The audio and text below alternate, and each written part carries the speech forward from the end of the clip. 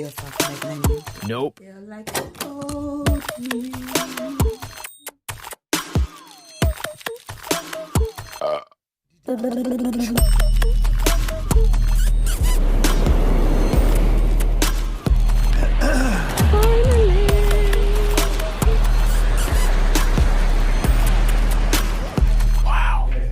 Guys want to get involved in the camera, but it's not their time, it's my time. It's my time, my family's time, not their time. Then why are they trying to get involved in? I don't know why I'm talking like this, but anyway, see you later. Hello everyone. I suppose I'm coming with a bit of a somber mood. Even though there are definitely some positives. Yeah, so as you can see, I'm not in the Gambia. Some people know what happened, some don't. I just wasn't in the mood to like explain anything just yet and have like loads of questions asked, because I just feel like there probably will be quite a lot of questions. Still a bit irritated by it, even though things are definitely going in the right direction. So anyway, let me just continue. So basically, my flight was for Wednesday, the 12th of August. I had packed up everything. As you know, I'd sold my car. I had basically done everything in preparation to go. Including finishing my tenancy, I suppose, at the place I was living at, where I am. So I had left that day. I was very happy, elated, and I had gotten to the airport to be told that I couldn't board the plane because I didn't have a visa or a Gambian passport or any kind of like Gambian ID. I was devastated. I cried a lot. And I also spoke to the lady. I don't know if you call them stewardesses, if they work behind the desk when they check you in, I'm not sure. But yeah, I had said to her, you know, this is genuinely a situation where it's just totally unfair because you never usually have to travel with a visa to the Gambia. And not only that, I have been checking and checking again and double checking and triple checking and literally on the government website for any information to do with traveling to the Gambia, and there was not one stitch of information when it came to who is able to actually enter. So that is why I was even more devastated, I suppose. That doesn't really make much sense, but you know what I mean. When I said this to her, she had checked and looked online herself and confirmed, like, no, there isn't any information, and had said, well, I suppose you can only blame the government. So, I mean, I think the reason why I cried so much as well is because everything started dawning on me. I was like, I don't have the keys to my place. My money is basically almost gone. I mean, what I would have had would have been fine for Gambia, and I've got some dialyses. But I was just like, this was just not in the plan, obviously. I can't lie, she was very helpful. She was really nice.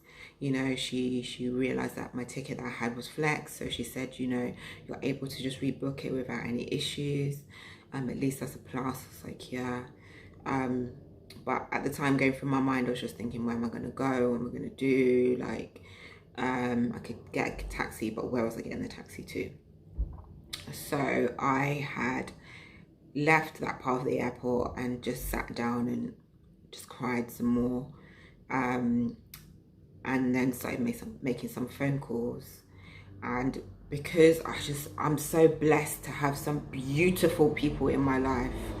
Oh, like seriously, I still have to say thank you to everybody that really helped me out. Like, I can't thank you enough.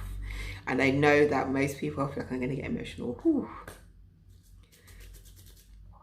I know that most people that I know and love would say that they know that I would do the same for them, but it's not about that. Like, even if I would, and I know I would, you just can't expect certain things from people, and I never expect anything from anybody. But you know, I suppose you kind of feel that some people would or should or could possibly help you with certain things. But anyway, so I was able to stay at my friend's house, which is more like my sister anyway. I've posted her on here before.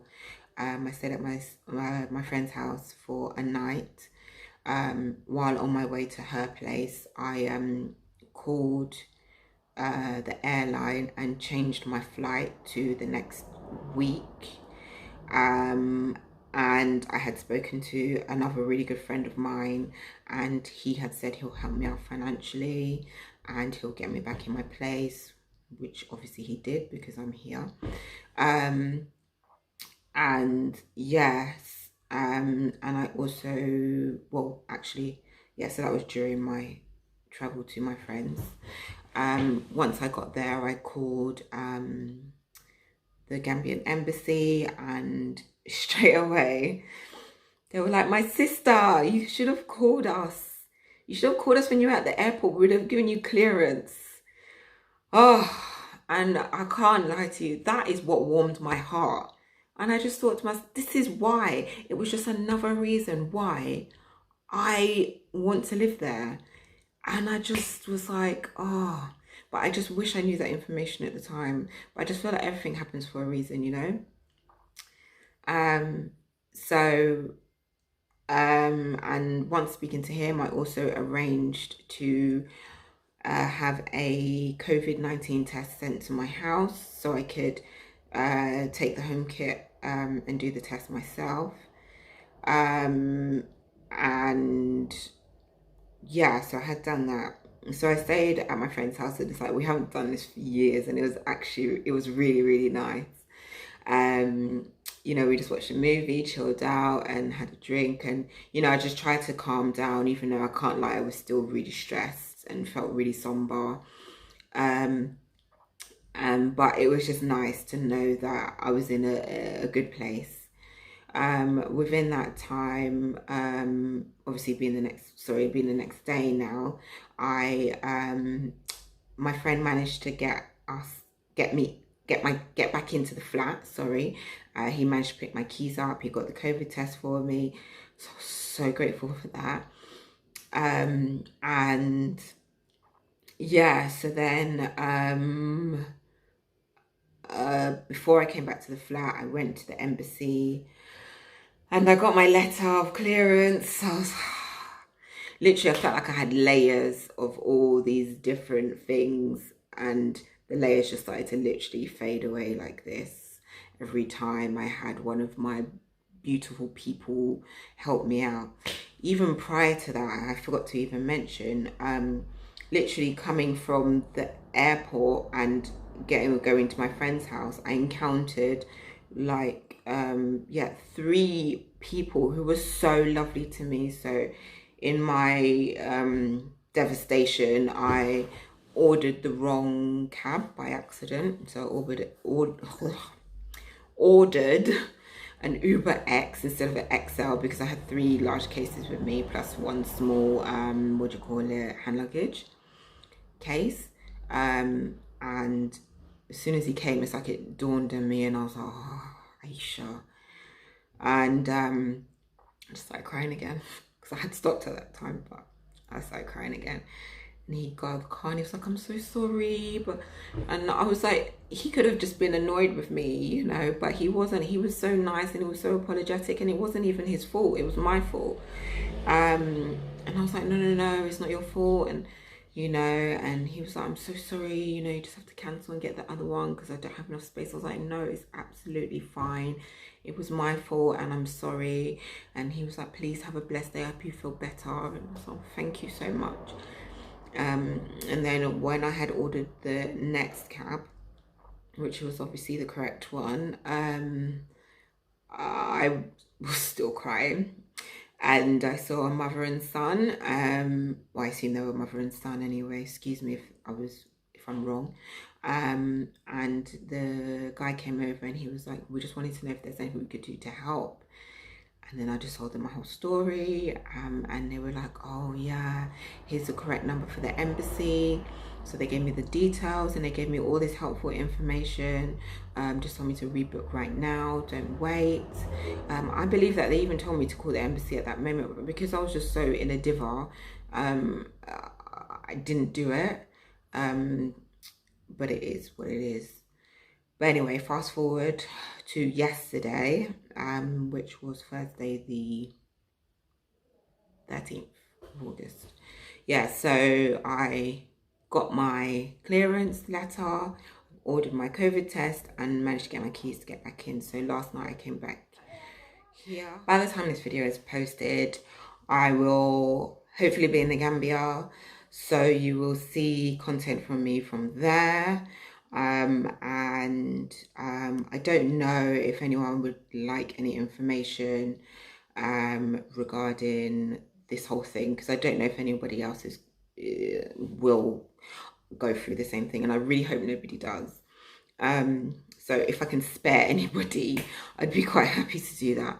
So as much as I'm feeling a lot better about the situation right now, I will only feel my true self, my true mad and crazy self, once I know that I'm legitimately on Gambian soil.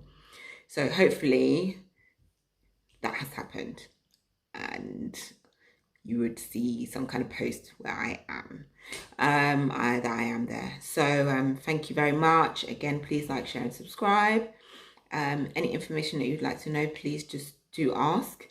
And I'm sorry that this is just a really kind of sad-ish video, but I suppose that's life, isn't it? It's a bit of a roller coaster at times. But yes, thank you again for watching, and I'll see you another time. Bye.